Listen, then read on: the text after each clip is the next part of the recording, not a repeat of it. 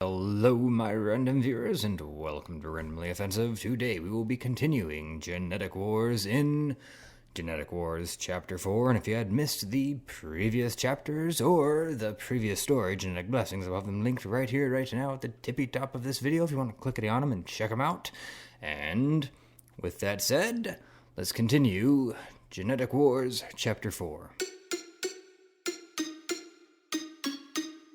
Alex, Al, Walter, Howard, and Zorg sit around the table in Alex's office with a small intercom in the center as they all sit in silence, just staring at the intercom with Al looking up at the rest of his team. Hey, do we really think that this was a good idea, sending Abraham off on his own? This group of genetic blessings, they're criminals, aren't they? And they travel in groups, and they're in trafficking. So, they're dangerous guys, aren't they? Says Al, with Alex nodding her head, but at the same time putting her hand out towards Al. Sorry, Al, but Abraham insisted that he did this one alone. With Howard nodding his head and grabbing the front of his hat. Yeah, I wouldn't worry if I were you. Abraham has quite a large amount of skill and is far more capable of taking care of himself than you guys may realize. That man really could take us all out if he wanted to. That wasn't no bluff that he was making. So I wouldn't worry at all, says Howard as he leans back in his chair and puts his feet on the table while pulling his hat down to cover his face. You just trust that he's got this handled and pray for the poor souls that he's about to encounter. Meanwhile, a convoy of stolen military trucks are driving down a dirt road under the cover of darkness, driven by genetic blessings who deal with illegal trafficking as they are approaching a village where they are to acquire their newest merchandise, with Abraham being seen in the distance walking towards them in the middle of the road, with his hands in his pockets and his suit nice and tailored, with a confident walk, yet not a cocky one, as his head is tilted down and his fedora slightly covers his eyes.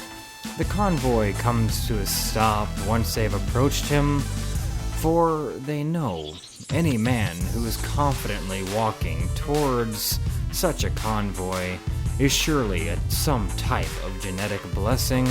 As the genetic blessings, exit their trucks, they hold many, many guns in their hands, with Abraham looking at them and then giving them a smile.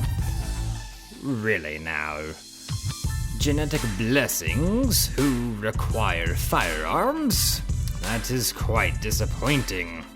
That is quite insulting, says Abraham, with the group only looking at each other, and then pointing all of their guns at Abraham.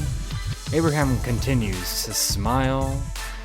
I do have a feeling that I am on a different level than you gentlemen, says Abraham as he points his finger at the line of trucks, with each one exploding and combusting in a line as if the trucks were set up like dominoes, specifically designed for Abraham, with the explosions of all the vehicles blowing and killing some of the genetic blessings.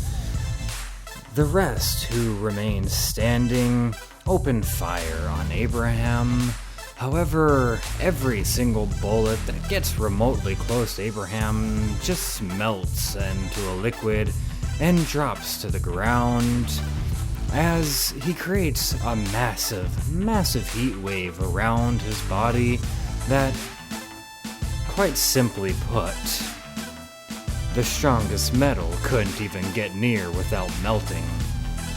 And with the men looking at him now afraid, Abraham snaps his fingers as every single man in front of him then just bursts into flames as they begin screaming and burning alive, with every man eventually dropping dead.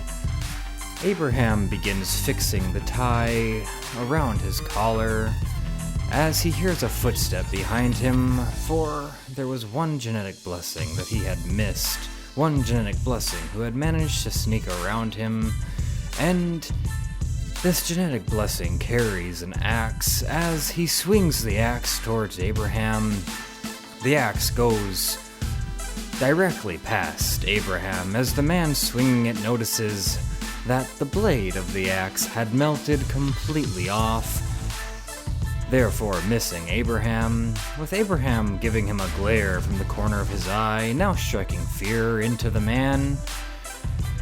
You see, my friend, I have come here today to quite literally let off some steam. I'm in a very bad mood, and that is a very bad thing for you, says Abraham. And shortly after, the night skies then become filled with the screams of the poor man who had just tried to decapitate Abraham, with Abraham then walking away from all the flames and all the explosions. He grows an even bigger smile on his face. I really would like to see any of the other yin-yangs, or even Vince, be as efficient as I am. However, you can only be so efficient when you take everything so damn personally, says Abraham as he looks at his fists, continuing to walk towards back home. Meanwhile, Vince sits in the prison that he has been placed in by Dracula, and as he sits in Dracula's prison, he has no idea where he might be. Not necessarily where the location of the place is, but if it's even on Earth, or if it's even in reality. He has quite literally no idea where his very own existence resides as he stares at the door. That is the only thing he can see besides his small cot, as everything else surrounding him is of pure white. And staring at this door only makes him feel more and more hopeless. For he has tried to break it down, he has tried to blow it up and destroy it, but nothing he does ever works. No matter how hard he tries, he has yet to be able to get out.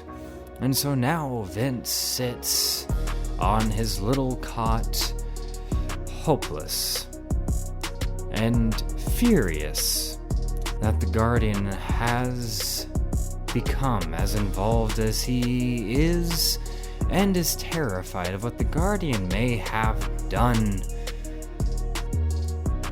in the time that Vince has been absent. And Vince has no idea how long he has been absent. He has no idea how long he has been in this prison, and his thoughts are finally interrupted with the door finally beginning to crack open. As the door opens, Dracula, the Guardian, walks in and begins walking towards Vince, with Vince having a large range of emotions, with his hair once again beginning to change color as it goes from a dark black to more of a light green, with his force field aura matching that color. He stands up to Dracula. So, You have finally decided to come check on me, have you? Says Vince, with Dracula giving him a slight smile. I have something I need you to do. Oh, do you now? What the hell makes you think I'll do anything for you? Responds Vince, with Dracula shrugging his shoulders. An ultimatum? An ultimatum is what makes me think you will do what I need you to do. I am not going to negotiate with you, Vince, nor am I going to spend very long trying to convince you. So, my terms are plain. My terms are simple. I need you to kill a member of the Yin Yangs. I need you to kill a man named Walter. I cannot kill him myself for reasons I will choose not to inform you of. And with that said, in order to ensure that you do this, you have 7 days.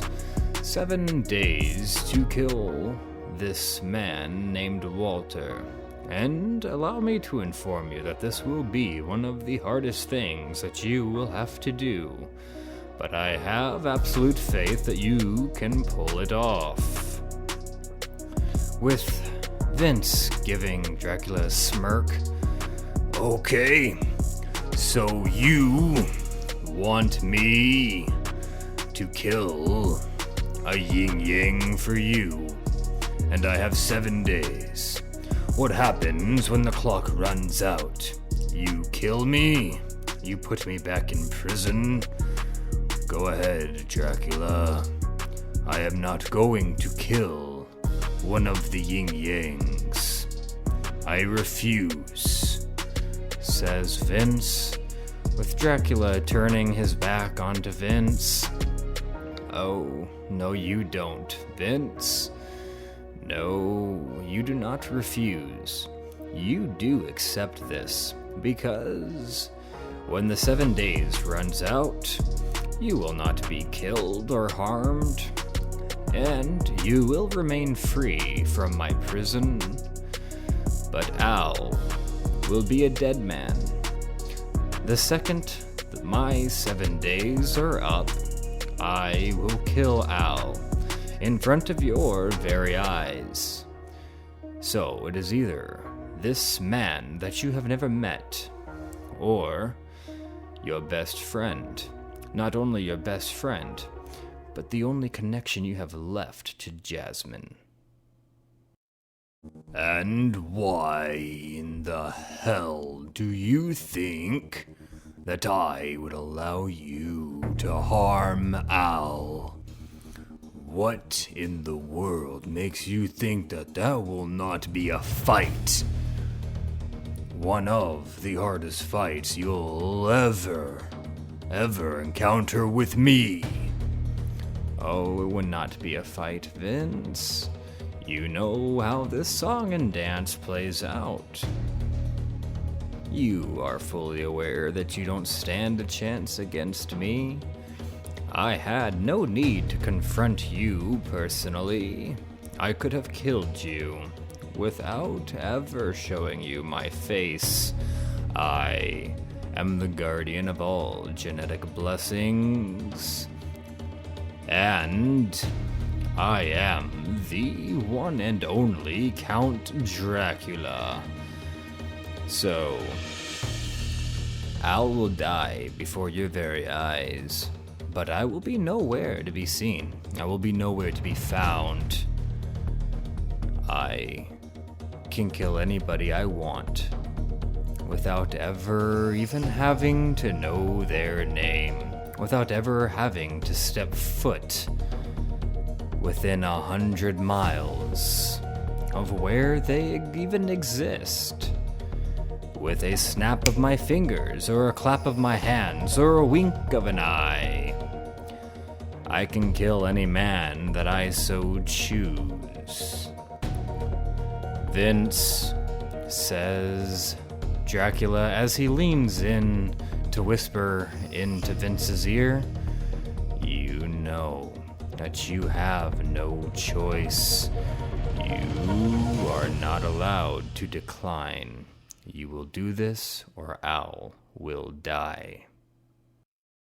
Says Dracula, with Vince suddenly finding himself in the middle of Central Park in New York as he looks around, trying to figure out how it's possible for Dracula to make people just appear and disappear at his very own will.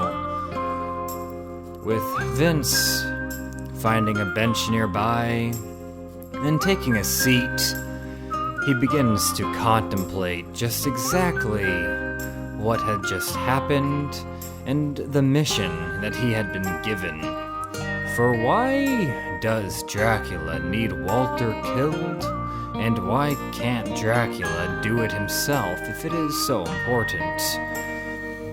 Though Vince knows that he would much rather not kill this man, but if he has to kill him to protect Al, then he absolutely will.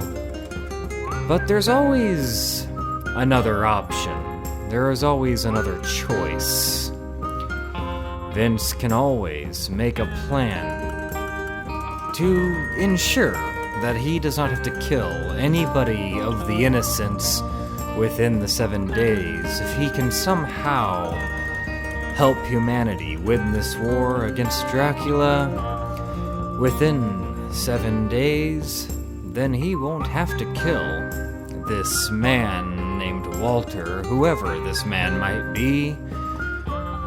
Though winning a 7-year-long war in only 7 days is not going to be easy.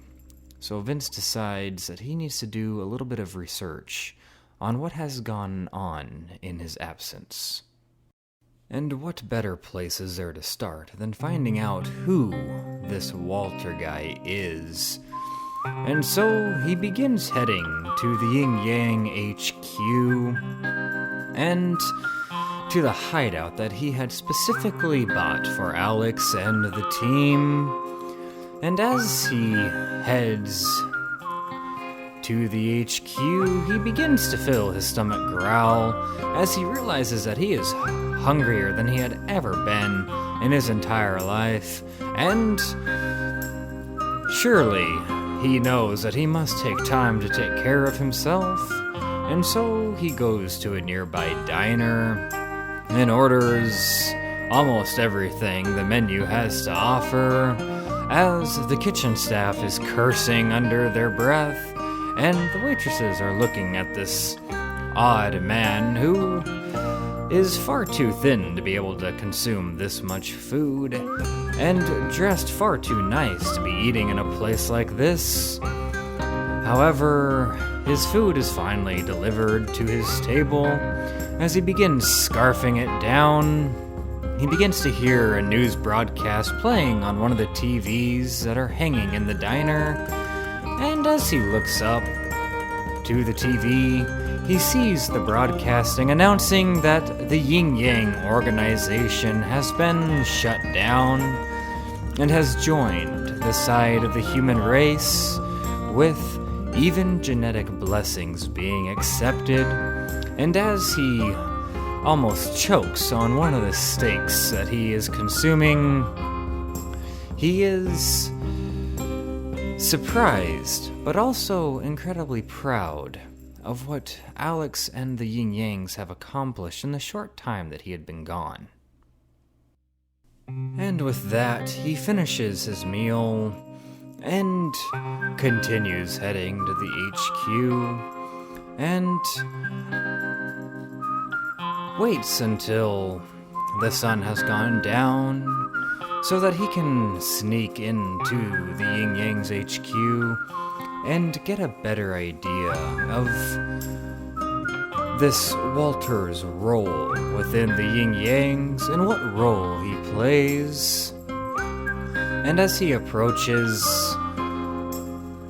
the HQ, he begins to walk slowly. As he crouches down and looks across the field, he can see a landmine as he grows a smile on his face, knowing that this is absolutely the work of Alex, and he is quite proud of how far this once little girl has come, and even more proud of her own abilities to protect herself without him, as he then stretches a long force field across the ground so that he can walk across the field without worries of getting blown to bits, as he also looks around for any hidden cameras that are inside of a tree or a fence post or even in the bushes. And with every one that he finds, he wraps in a force field so that it cannot see him, but only pure darkness. And once he approaches the HQ, he sees Alex sitting alone on the deck outside of the hideout, and though all he wants to do is run to her and give her a large, large hug, he knows that he must sit and wait and do a scout of this man that he has now been targeted with. And as he waits, he sees a very, very large, muscular man walking out, with Vince knowing that this must be Walter.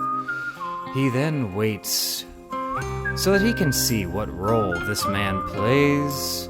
However, upon watching, he sees Alex snuggle up towards him, and the two begin talking, and the way they talk to each other shows that they have grown far closer than just teammates or co-workers or even friends, as he sees them occasionally kissing one another. Vince becomes quite angry at the sight of his little Alex being kissed by this giant of a man. And with that, he turns around and sneaks away from the HQ, realizing that the man he has been targeted to kill is a man that Alex had fallen in love with. And now he is forced to make a choice between killing a man who is important to Alex, or allowing his best friend, and, like Dracula said, his only connection to Jasmine, to die. And now he knows that if he can come up with a different solution, then that will be the solution that he must go with. And so, with the clock ticking, he had already wasted 1 day, and he has 6 days left to not only come up with a plan, but to execute the plan. And so, Vince quickly hires a private pilot and flies into a location in Nevada. And as he steps out of the plane and walks down a road far too familiar to him, he remembers the day that he first took on the chief, and he remembers the day Jasmine, Al, Jim, and Jake had all chosen to side with him. And as he continues walking, he approaches one of his orphanages, one of his many orphanages, as he quickly begins being haunted by the memories of the other orphanage being blown to bits, killing every child inside. Though he forces it out of his mind, rolls his shoulders back, and tucks on his suit, he strolls into the orphanage with utmost confidence, as the caretakers and even the children stare at him as if they are seeing a ghost, and then begin running towards him as they embrace him with multitudes of hugs, with Vince not being very warm to any of them as he pushes them away. I have an announcement to make. It has been 7 years. 7 long years of this war. And many of the children that I have protected, many of the children I have provided homes and food and beds for, are all but grown up. And it is time for them to pay back their debt, responds Vince, with one of the caretakers staring at him. What do you mean, debt? What are you wanting your orphans to do? It is simple. I want them to help me win this war and defeat the genetic blessings. I'm sure you have heard the good news that the human race is now taking us in, responds Vince, with the caretaker only staring at him blankly. Absolutely not, Vince, responds the caretaker. It'd be a suicide mission. There's no way that they're going to win against the genetic blessings. They have all your assets. They have all your money. They have every single organization you've built. And they're all genetic blessings. Do you honestly believe that the human race, with the genetic blessings that have been protected from third world countries that are starving, that are unhealthy, and orphans who have never been trained to fight, would stand a chance? I understand where you are coming from. However, I have closed and shut down all financing to the genetic blessings. None of my organizations are paying out. They have lost all financial reliability, meaning the weaker genetic blessings, the majority of the Guardian's army is weakened, and we will only have to worry about those of a few. This is not up for debate. I am going to call in my debt. The orphanages, the orphans will be involved so that we can all continue living. That was the mission I had set myself out on. That was the motivation behind the orphanages. And so, that is the task you must all carry out. Send the message to every orphanage. Send out the message to every caretaker. And when it is time, I will expect my orphans to finally pull their weight, says Vince, with the caretaker nodding, but not happy to do so. She quickly sends the message, as every orphanage gets the message that Vince is alive and is calling in the debts of all orphans, with Vince gently putting his hand on her shoulder. I have one more thing. You wouldn't by any chance have a tech whiz residing in any of these homes, would you? Says Vince, as the woman looks back at him with a large smile.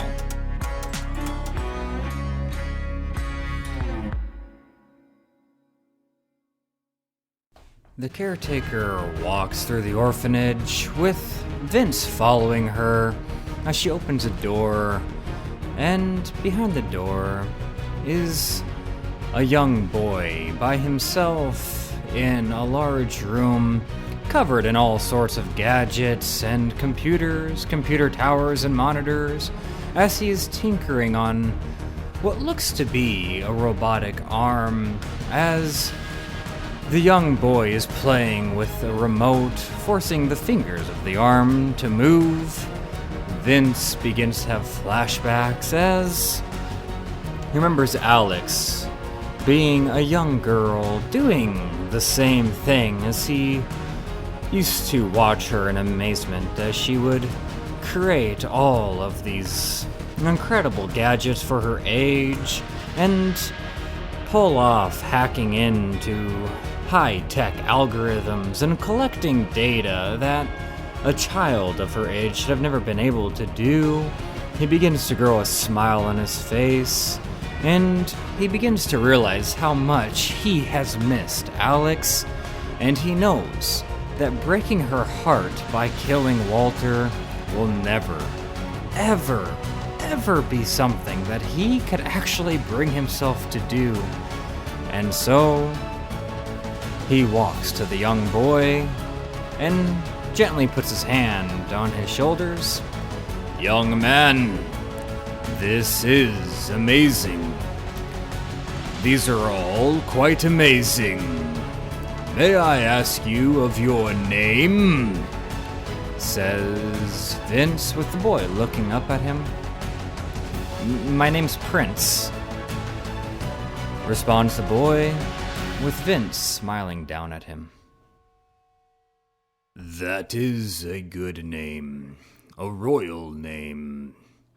Well, Prince, how would you feel about working for me for the next 4 hours? Would that bring joy to your heart? I find myself needing someone of your special skills and abilities," says Vince, with the boy excitedly nodding his head. "Very well. Follow me, Prince," says Vince, with Prince following Vince with no hesitation. As the two leave the orphanage, Vince calls back his private pilot as they then fly to a different location and take a private car to a house that Vince is far too familiar with, and upon seeing it, he remembers bringing Jasmine here a very, very long time ago, as the house is a very nice home. However, the yard has not been taken care of, as there is trash and garbage and a broken fence with a busted porch. With Vince telling the boy to stay in the car, he walks in and remains confident as he strolls through the home, with all sorts of criminals and genetic blessings watching him, with the memory of him walking through with Alex and Jasmine. So many years ago, he remembers Jasmine's anger towards him for hiding away so many genetic blessing criminals.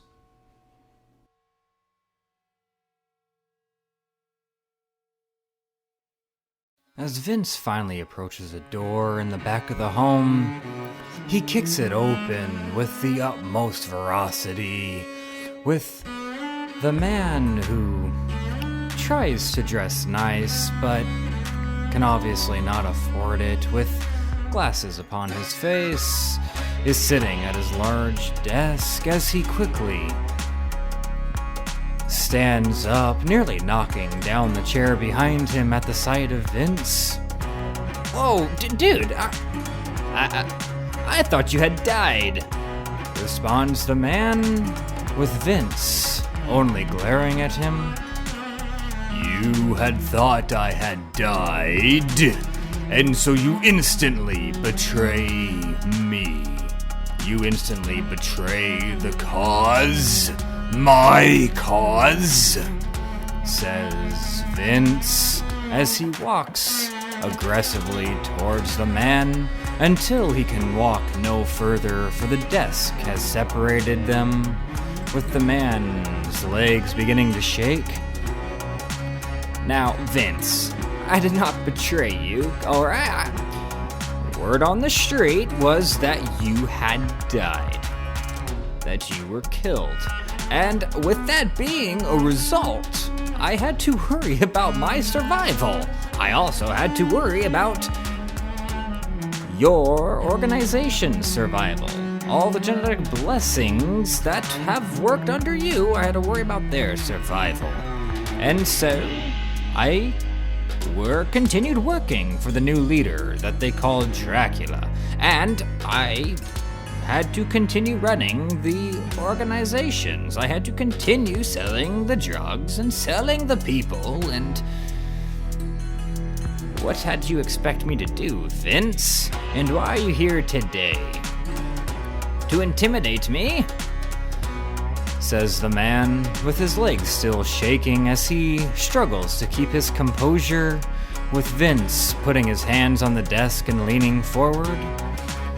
I don't have to try to intimidate you. I can do that naturally. So, I now command you to continue taking my orders. If you truly did not mean to betray me, now that I am alive, you will continue working for me. Am I correct in that assumption? Responds Vince, with the man forcing himself to sit down. Though it'll show weakness, it'll show far less weakness than letting his legs shake so badly that he can hardly stand. And why? Why would I continue taking orders from you? Why would I allow you to be my boss once again? Says the man, with Vince leaning even more forward. I'm sorry.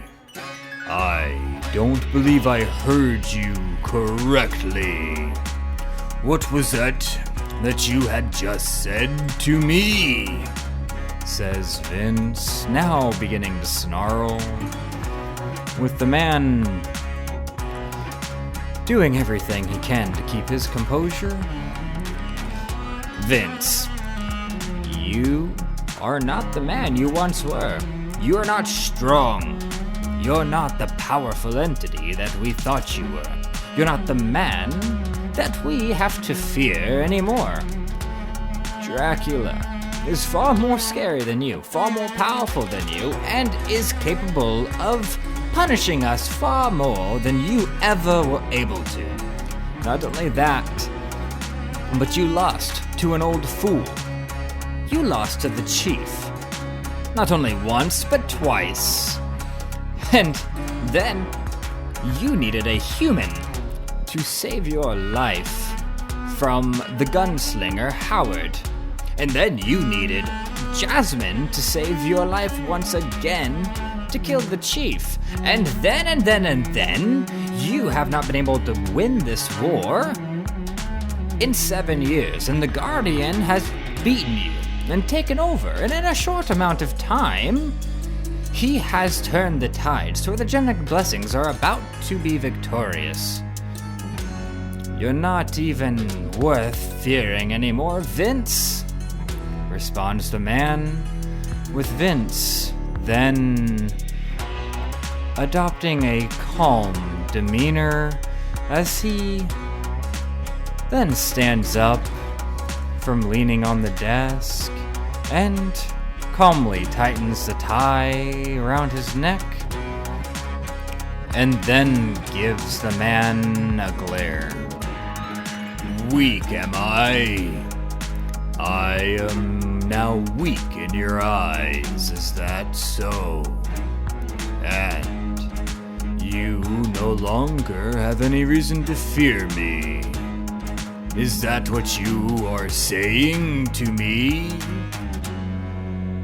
Says Vince, with the man now covered in a sweat, nodding his head.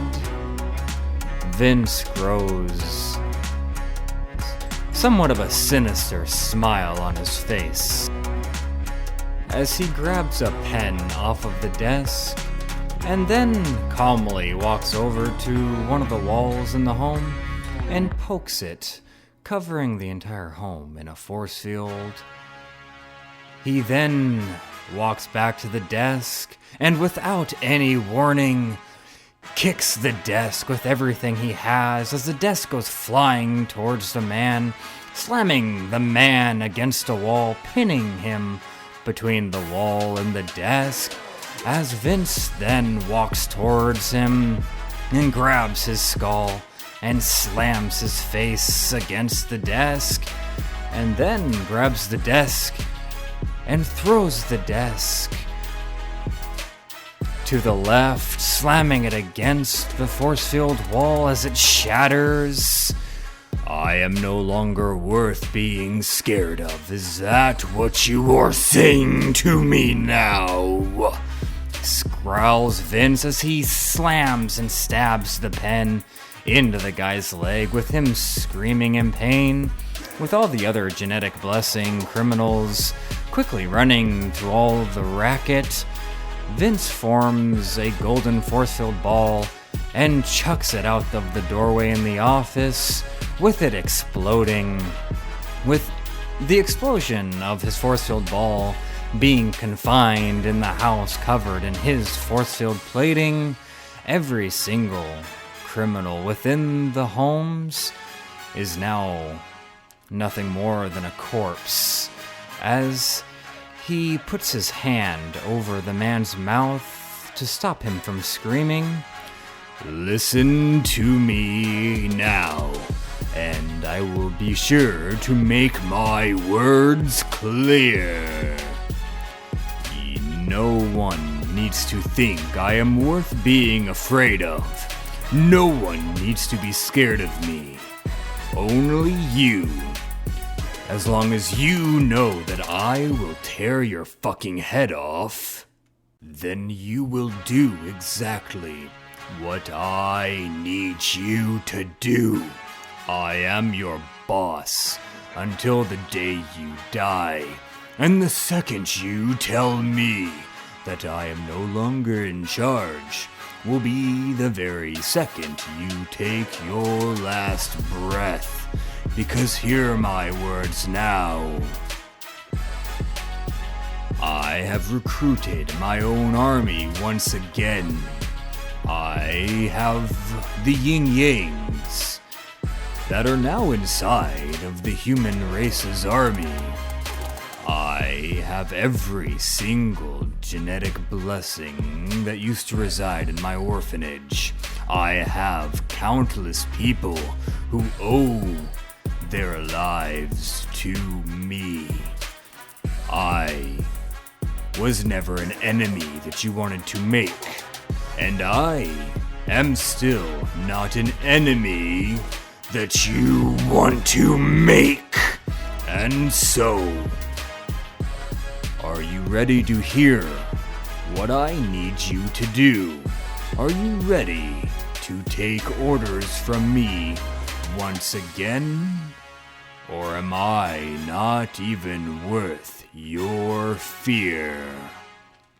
Says Vince as he stares into the eyes of the man, as he then takes his hand off of his mouth, with the man nodding his head as he grabs his leg in pain, with blood spewing out from where the pen has been lodged into. What the hell do you need, man? I need you to cut off all funding. I want the genetic blessings to no longer have the financial stability that I had created. If they have turned against me, They do not get to use my money. They do not get to use the empire I built. And they sure in the hell do not get to reap from my rewards. You will shut down all funding for every single site, every single lab, every single warehouse, every single operation will receive no funding. And without them being able to afford food, without them being able to afford weapons or fuel, their army will diminish in a very short amount of time. I want you to bankrupt them. Within hours, they must feel the repercussions of not having a dime. Empty every account, empty everything. And as a reward, and a thank you, you get to keep all of it. It is yours. Go retire. Go buy an island. I don't care what you do with the money, but this will be done, or your head will be on a platter. Do you understand me? Says Vince, with the man nodding his head. And Vince then exits the house and sees the young boy patiently waiting in the car. As Vince and the boy are then driven to a store, he brings the boy in as they then start buying drones by the armfuls as Vince purchases every drone that the store has. As they're walking in and out of the store, loading the car's trunk and back seat with as many drones as they can. And once they have bought out every drone the store has, they're driven to another store, and they do the exact same thing until they cannot possibly shove another drone into the car. He then has the driver drive them at the very top of a cliff, with Vince then stepping out and having Prince come with him as they unload all the drones out of the car and unbox every single one, with Vince then taking off his tie and his blazer suit jacket and then rolling up his sleeves. Alrighty, says Vince as he then walks to the edge of the cliff and looks out as he closes his eyes and remembers the words of Jasmine the day she died. Vince, make sure you take a little bit of time to be happy. You make sure you take some time to stay happy, or else you'll end up just like me. And those words have been echoing in his head for the past 7 years, though he's never actually taken the time to do so, as he looks at Prince. Young man, I'm going to need you to be able to operate every single one of these, and I'm going to need you to operate them very efficiently and very quickly.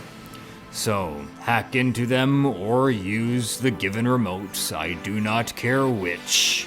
With Vince then giving him a list of all the coordinates to fly the drones, and Vince begins forming force-filled balls and then hooking them to the drones as the boy then flies the drone off to the coordinate and drives the drone directly in to the given coordinates, which is either a village or an operation or a military camp on the Genetic Blessing side, with the force-field balls exploding throughout the entire world as they do this, and Vince begins turning this system into a dance as he begins moving his feet and grabbing a drone and inserting a force-field ball as he does it musically, and adds rhythm to it. Prince is watching Vince do this, as he then becomes confused. What are you doing? Asks Prince, with Vince looking at him. I am taking a little bit of time to be happy. I'm trying to have fun.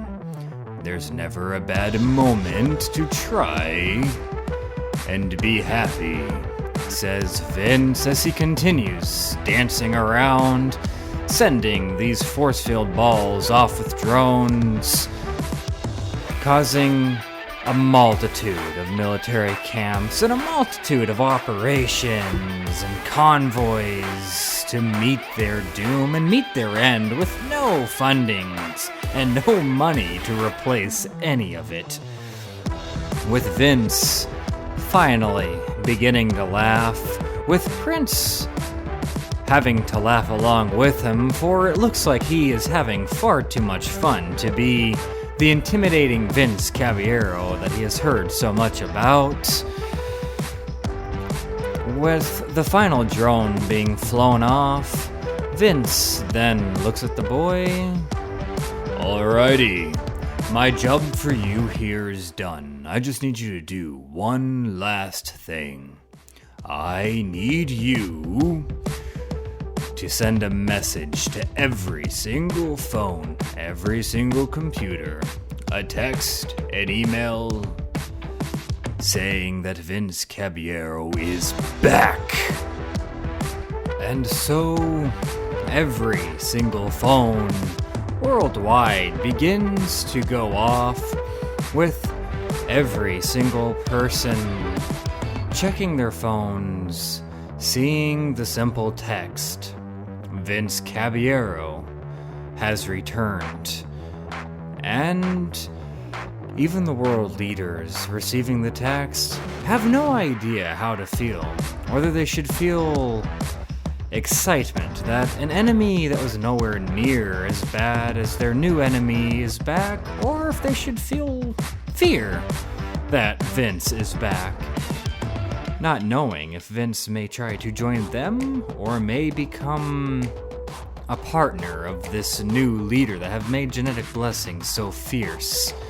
And finally, Al, Alex, Howard, Walter, and Abraham, looking at their phones, reading the text, look at each other with the utmost smiles, as Alex and Al begin to cry tears of joy, knowing that Vince has finally returned, with Dracula being forced to appear and reappear in multiple locations, as all of his sites, all his organizations, all of his camps are being blown to bits by Vince's orbs, and then the announcement that he has returned, and then finding out that all their funding has stopped,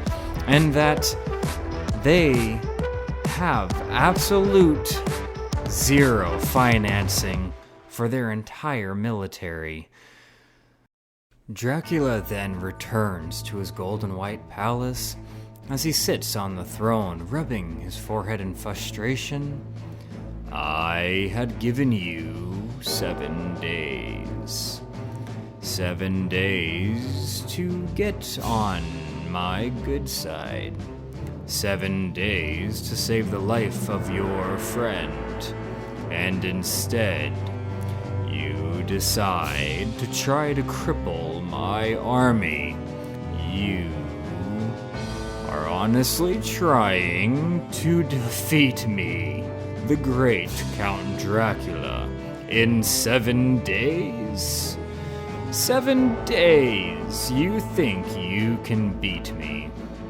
I will not allow this crime to go unpunished. Vince, I promise that you are going to pay for this. You are going to pay dearly. Meanwhile, Vince has returned officially to the Yin Yang HQ. As he barely gets through the door, he is bombarded by Al, Alex, Howard, and Abraham, with Alex holding on to him tight, with Vince hugging her back just as much. "You've grown a lot, Alex. You have become a hell of a young woman."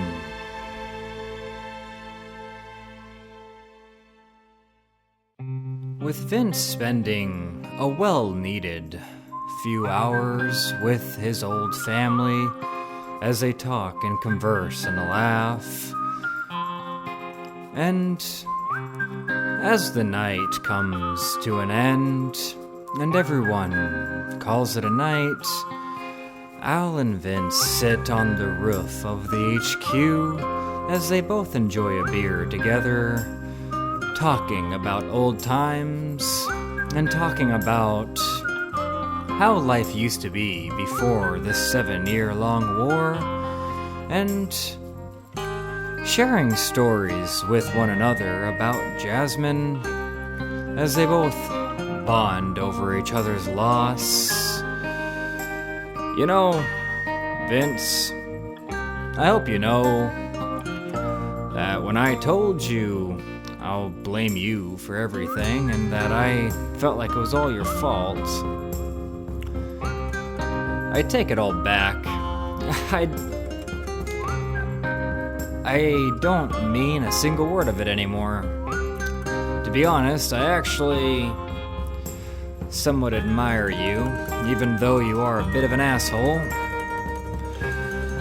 Al, same goes for you. I, too, admire you, even though you are somewhat of an idiot. I have nothing but respect for you, says Vince, with Al smirking at Vince having a hard time saying anything positive, and he can't help but smile at the fact that some things just do not change. And as the two of them decide to call it a night, they walk down the hallway of the HQ, and they walk past a thermostat as Vince stops at it and begins to turn the heat up, with Al slapping his hand away and then turning the heat down. "Dude, you've only been alive for like a day. Don't mess with my thermostat, man." "It is my thermostat. I believe I pay the utilities around here, Al. I've always paid. I want it hot." "Well, you don't get to have it hot. I need to sleep without waking up in a puddle," responds Al, with Vince and Al arguing once again over the thermostat. With the two of them arguing, they then hear a door open, with Walter walking out in nothing but a towel, with Walter nodding his head at them, and then walking down the hall and exiting into a room. Vince and Al then see Alex walk out of the same room that Walter had just exited, too, only in a towel, and frozen at the sight of Vince and Al, with Vince feeling a horde of emotions as his hair then begins to drastically change colors, as his hair goes from purple to green to blue to orange to yellow to red, with Al looking at him. "Well, holy shit, when did you become a rainbow?" says Al, but is not met by any response, as Vince remains frozen with his hair still rapidly changing colors, and Alex still standing there frozen. She simply walks backwards back into the room as she closes the door, with Al trying to snap Vince out of his frozen state, finally gives up and goes to bed, with the house only light being that of Vince's shining hair as it's consistently flickering through multiple different colors, with Vince finally leaning himself against a wall and looking up, trying to look at his hair. Is my genetic blessing somehow based on my emotions? Says Vince, now more intrigued about his hair than what he had just seen, and then finally decides to go to sleep as the household is quiet and everyone is tucked, with only their dreams filling their thoughts.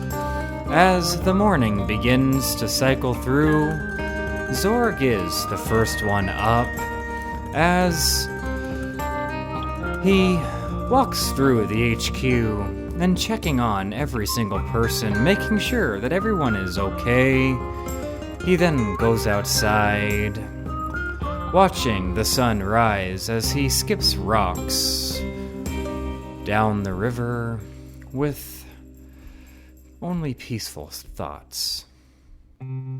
As he remembers his brother, for the two of them, before they had their genetic blessings, grew up near a river similar to this, and would spend all day skipping rocks, and Lance was always there for Zorg, and though Zorg was never a very smart man and was always delayed mentally, Lance had always protected him from the bullies that would take advantage of his low IQ, and so skipping rocks has always calmed down Zorg, and has always been his favorite way of starting the morning, or even ending his night, or just wasting a day away if he could, just simply skipping rocks down the river.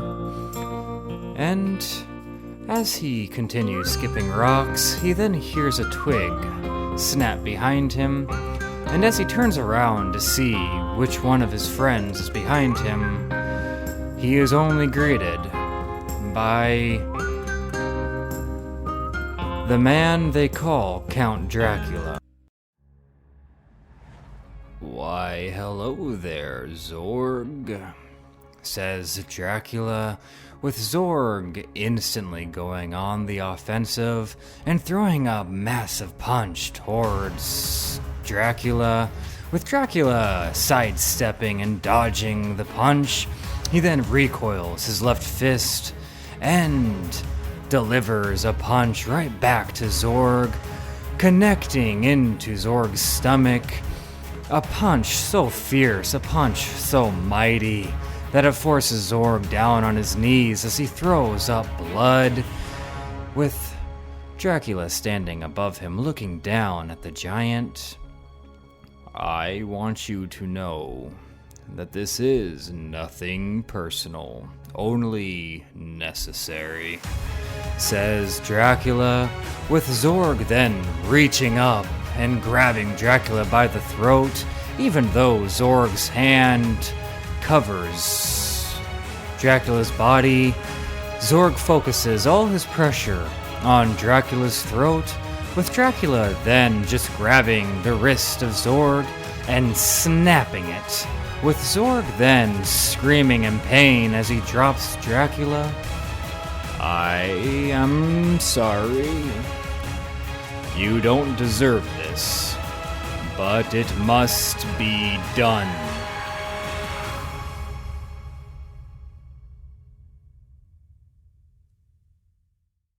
Al, Vince, Howard, Walter, and Abraham are awoken by the screams of Alex as she screams louder than she has ever screamed, with them all rushing to her, and the screams come from the front door of the HQ As they approach her, she's on her knees, covered in tears and trembling, and they all look in the direction of where she is staring, and all they see is the head of Zorg impaled on a spike sticking out of the ground, with Walter staring at the black spear that is absolutely Dracula's, with Al's legs beginning to tremble, and Abraham looking at it fiercely.